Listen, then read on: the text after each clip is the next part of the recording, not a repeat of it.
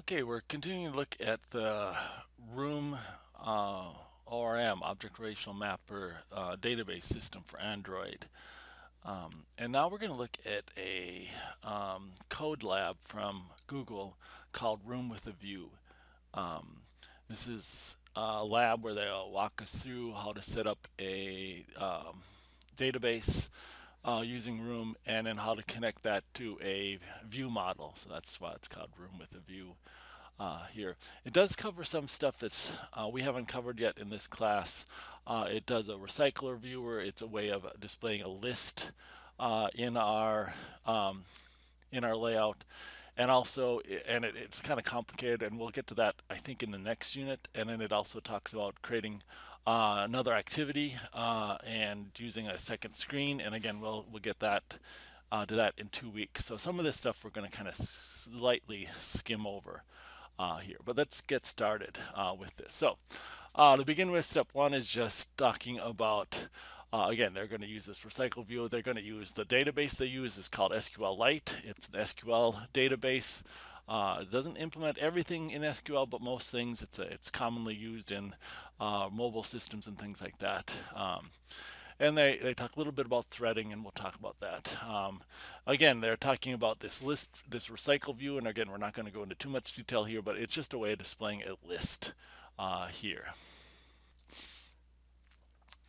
Okay, and again, our Android Studio is up to date, so we find there. So now we'll look at these architectural components. And again, this is our layout here that we're going to be using. So I was kind of mentioned in the previous video, we've got our UI controller here, and then so this is our activity and our UML layout, XML layout file, sorry. And then we have our view model here. We'll create an object that's view model. Then we'll have our database down here to set up, and then in between that we'll add a repository, and we'll talk a little bit about why are we adding this in between here, there. And so then we'll be able to push data down into the database here. And then we also want to do updates back, and so we'll actually have a live data element. So in order to get information back, again, remember from this, remember the UI is running in one thread, and then the view model and this stuff is running in a separate thread.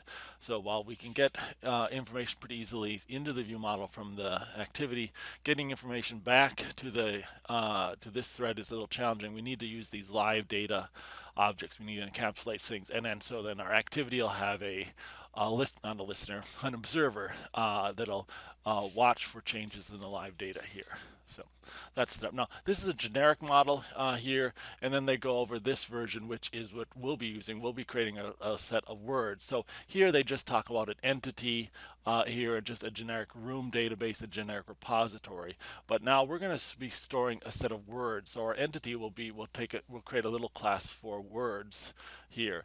And then so we need a data access object, so we'll create a word DAO. And then our room database will be called word room DAO. Our repository will be a word repository, and our view model will be word view model, because I'll be sending this word object around here. And similarly, our live data will be a list of words here, and then we'll have an observer here. So this actually is going to involve quite a few classes. We need the word class, the DAO class, the database class that surrounds them, the repository class, the view model class. Up here we'll need the main activity. We'll create a second activity, and inside, yeah, so that'll be our main classes for this. Now this is one of the more complicated things in this whole course here, so just pay attention, and spend some time working on this, and just realize that this course doesn't get much more complicated than this sort of model that we'll be using.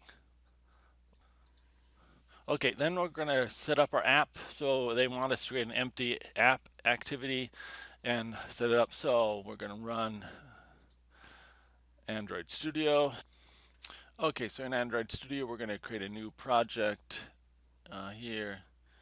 We're going to choose the empty activity, which is the default generally, and just give it a name.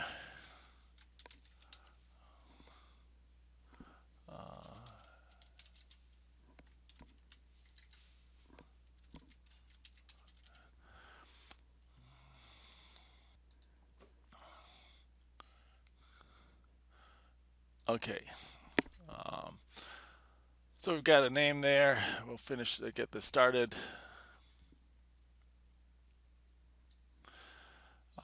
And so that's our next step. And then it may ask you to update Gradle files. Again, we don't necessarily have to do this. We're using Android Studio 2020.3. So it should, if it does ask you, uh, in the Android Studio to upgrade something, and the Gradle files, you generally should do that, but we don't have to manually go in and do any of that.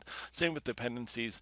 These are now included in Android here. So now we're going to go down and create our first class. So I'm going to wrap up this video, and then next video we'll start creating all these classes with this one.